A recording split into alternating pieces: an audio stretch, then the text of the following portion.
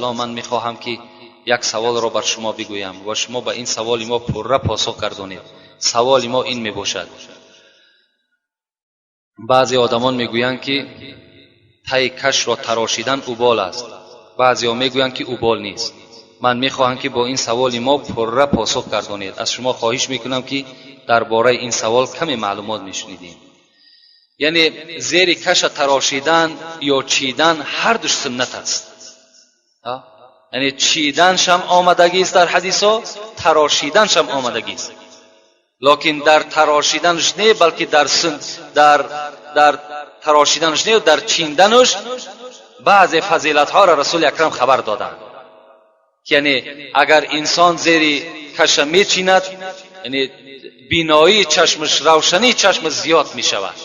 گفته پیغمبر خدا بر ما و شما خبر دادند. و الا اگر کسی که یعنی زیر کشم تراشدم در مسئله ها میگذرد، در حدیث ها میگذرد، هیچ اوبالی ندارد، گناهگاری ندارد. کسی میخواهد میتراشد، کسی میخواهد چیندن میگیرد، باکی ندارد.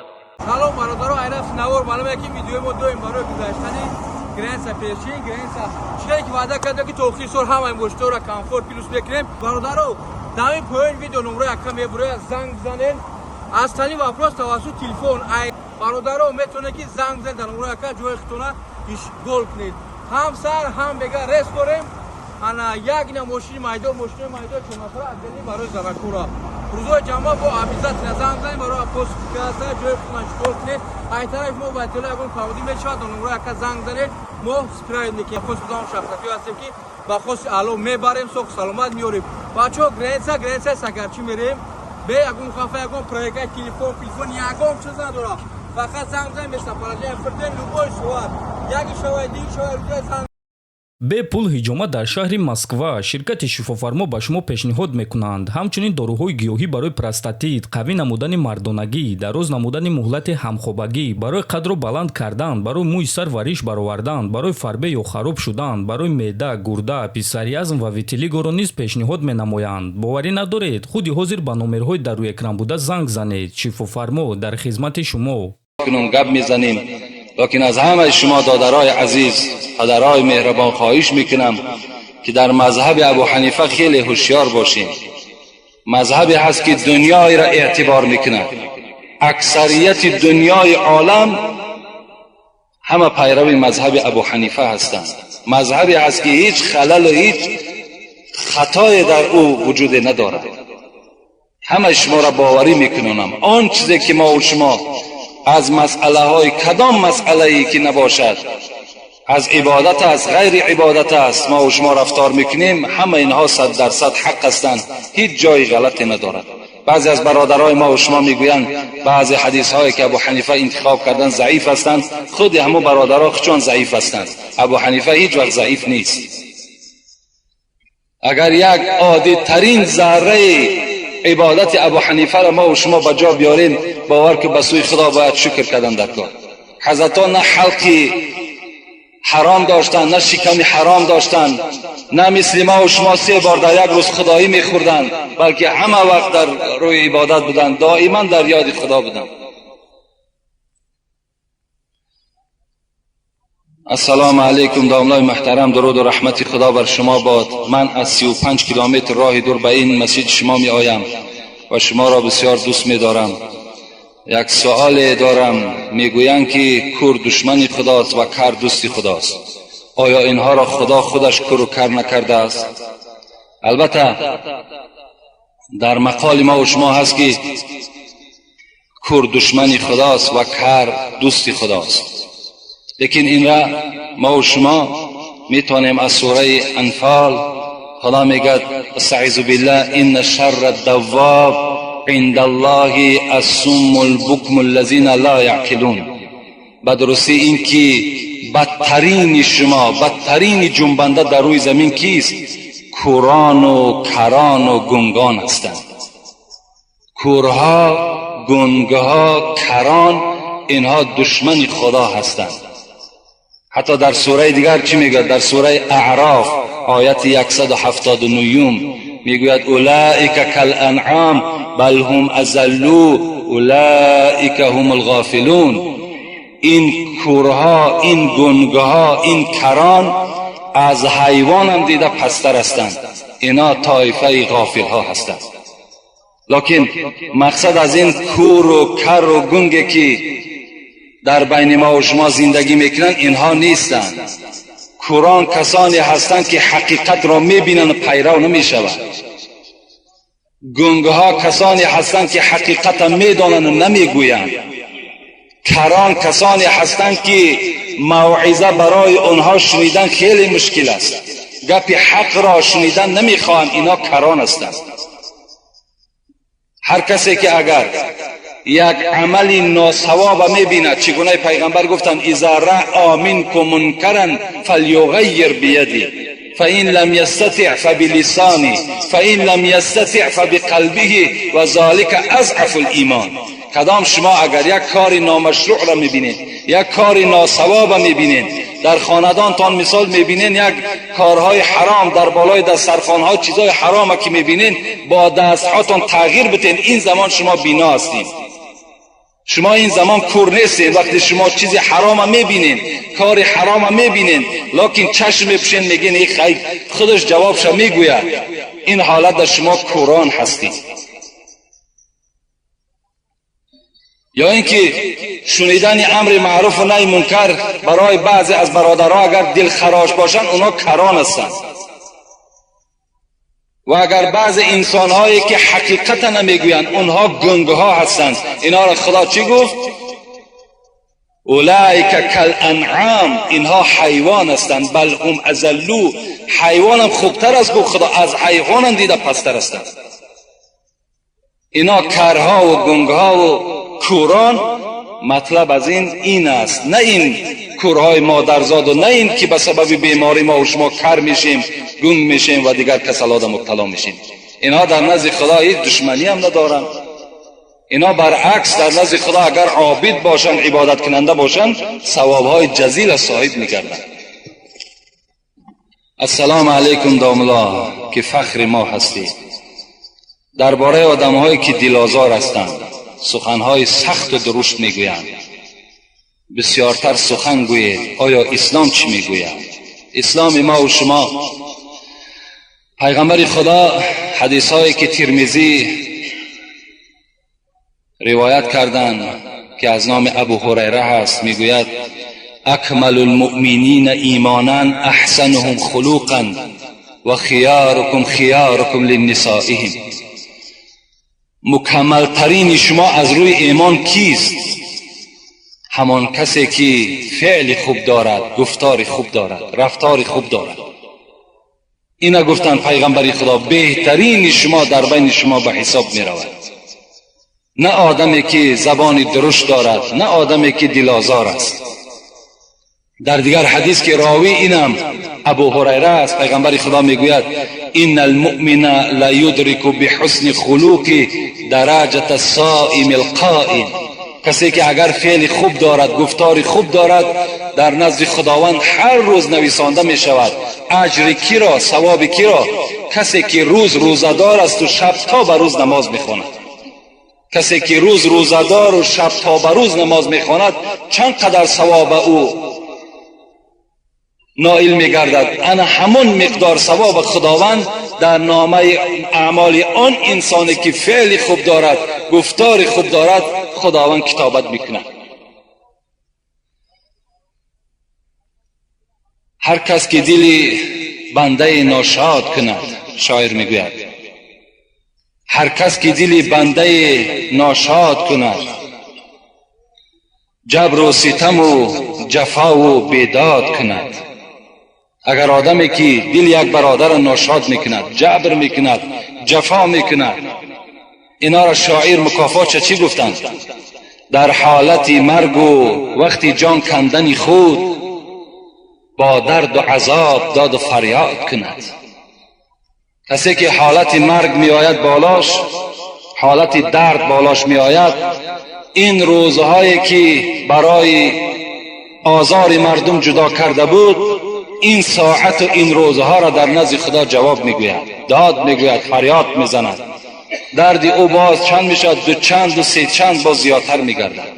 کسی که در دنیا اگر یعنی همین فعل دلازاری را داشته باشد، سعدی میگوید دل به دست آور که حج اکبر است، از هزاران کعبه یک دل بهتر است.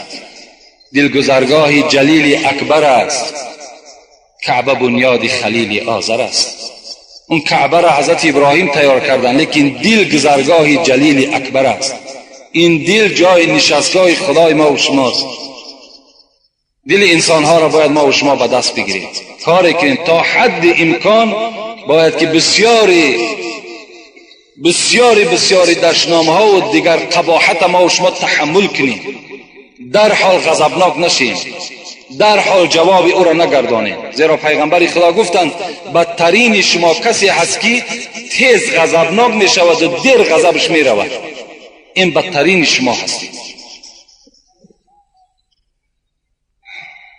السلام علیکم حاجی داملا. تمامی خانواده هایمان شما را دوست می دارند و کسیته های شما را هر جمعه گوش می کنند و انتظاری می کشند. من یک سوال دارم. عائله من نمازخوان است و در بازار سوداگر است و خود نیز در اداره دولتی کار می کنم و یک خواهرم نیز کارگر است. داملا اسلام برای کار کردن زن چی می فرماید؟ خواهش می کنم. یعنی اسلام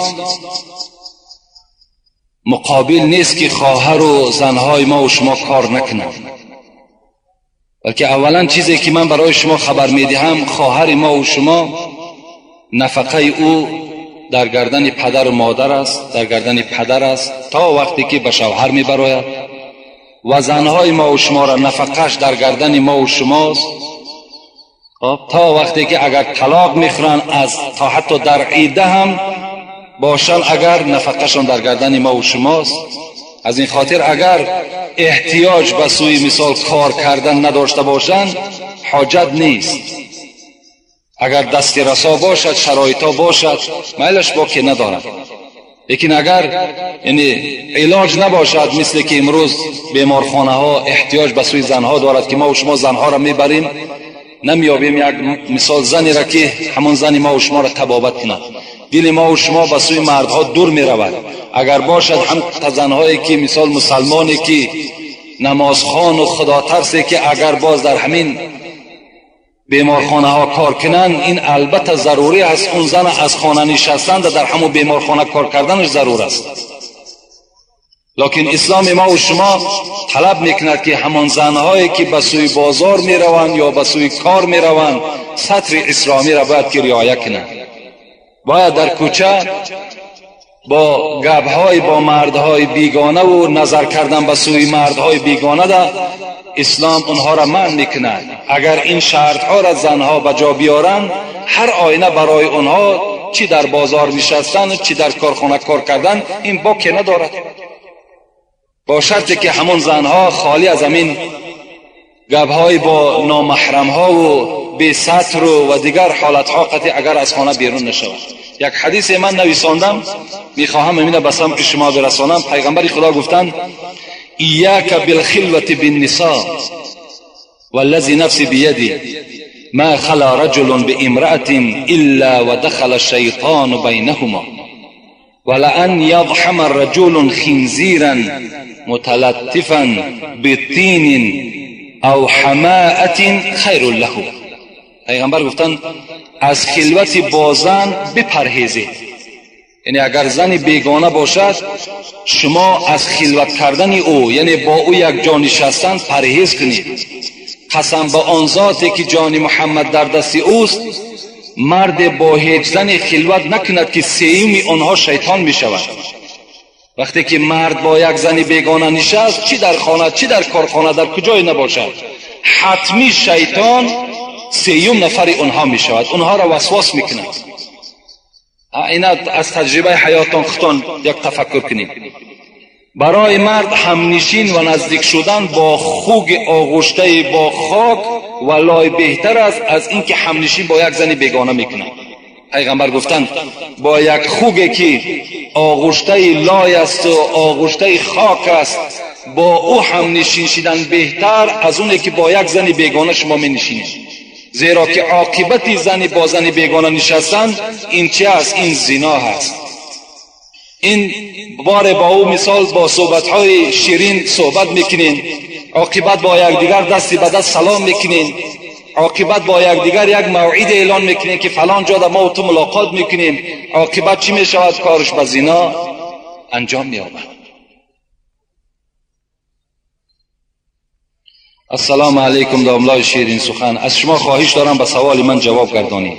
من هر روز جمعه روزه میگیرم، روزه من در نزد خدا قبول است یا نه؟ قال رسول الله صلی الله علیه و سلم لا يصومن احدكم يوم الجمعه الا يوما قبله او بعده. پیغمبر خدا میگوید شما هیچگاه خاصه روز جمعه را روزه نگیرید. اگر روزگیر هستین یک روز پیش یا یک روز بعد چه هم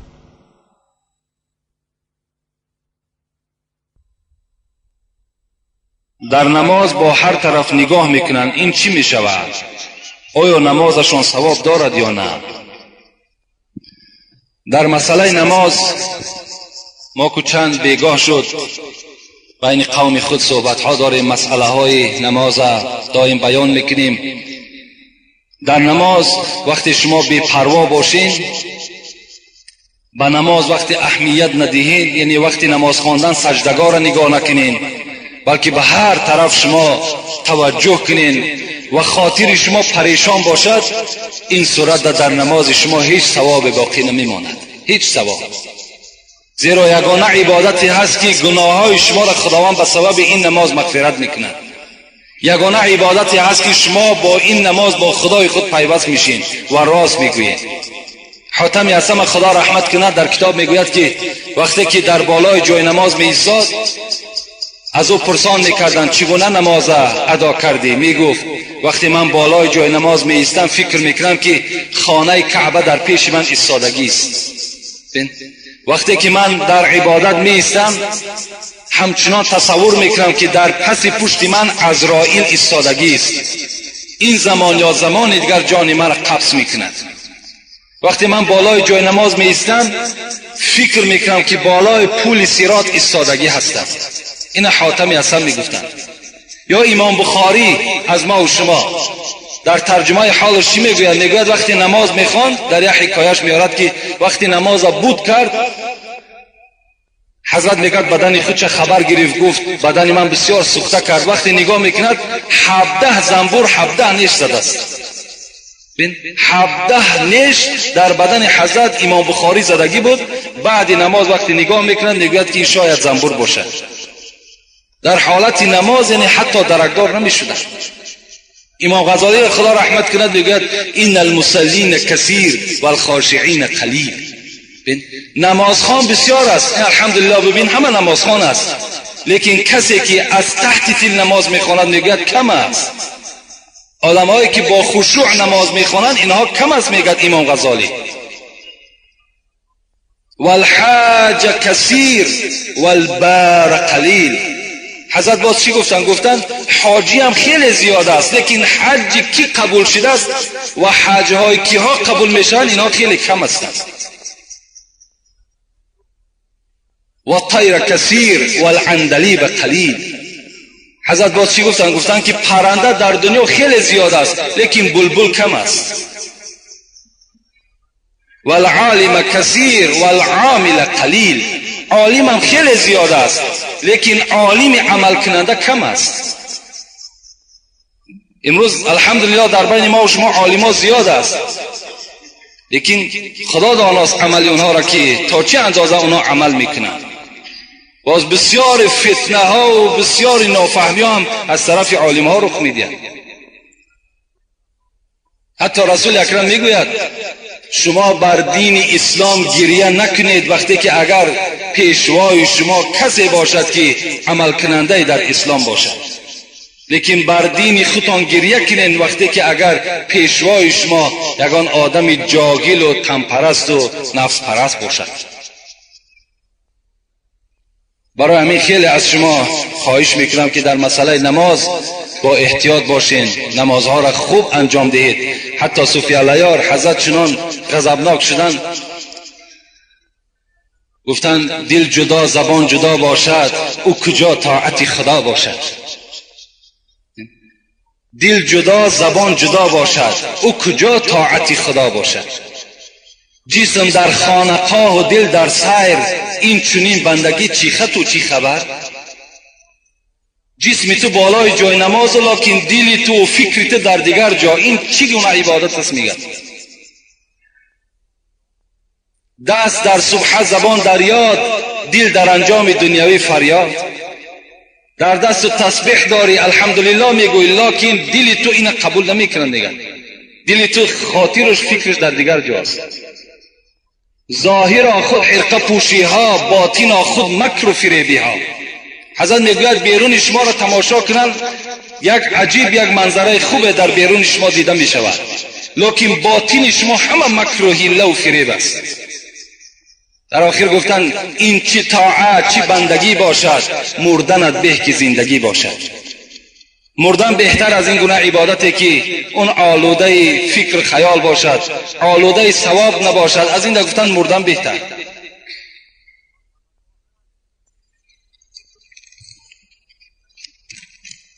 السلام علیکم داملای محترم. ما یک گروه قوم مسجد از قفای ملای خود نماز میخوانیم، لیکن داملای ما نماز شام را میخواند و سله‌اش را مانده از مسجد برآمده میرود. این کار قریب هر بیگاه تکرار میشود. ما با او گفتیم که این کار را نکن، میگوید که میگیم که ترک فرض است، لیکن به ما اهمیت نمیدهد و معاونش را میگوید که نماز را خوانید. التماس داملای محترم، آیا ملای ما گناهگار میشود؟ با آیت قرآن گویید. اگر دیده و دانسته نماز جماعت ترک کند، البته به البته گناهگار بشود. چی ملا امام باشد، چی آدم عادی باشد، اگر در نزد او مسجد باشد و بازم این صدای حی علی الصلاة حی علی الفلاح با اون محله میرسیدگی باشد، یعنی در همون محله مسجد باشد و بازم این که به مسجد نهایت، البته گناهگار در نزد خدا. پیغمبر خدا حدیث های بی نهایت بشماری هست، حتی میگوید ثلاثه لعنهم الله. این خیلی یک وعید سخت پیغمبر خداست. سه طایفه را گفته است پیغمبر خدا که در لعنت خدا گرفتار هستند. لعنت خدا را معناش این است که از رحمت خدا شما دور هستید. کی است این طایفه ها؟ من اما قوم وهم له کارهون. یکم همان ملایی که مردم نمیخواهد ملاگی او را و وای بزوری ملا شده است. بزوری همون منبر از خود کرده است، چی به ضرب پول باشد، چی به ضرب آدمایی که مثال در دیگر اداره ها دارد، چی مثال پشت و قناتی به قوت دارد، همون محراب از خود کرده است. لیکن مردم را دوست نمی‌دارد. به سبب چی دوست نمی‌دارد مردم؟ به سبب آنه که این ملا ارزنده محراب نیست، این علم ندارد، این تقوا ندارد، این خدا ترسی ندارد. از این خاطر مردم وای بد میبینند. پیغمبر خدا گفتن لعنت خدا بر این امام باد. دوم و امرأة باتت و زوجها علیها ساخط.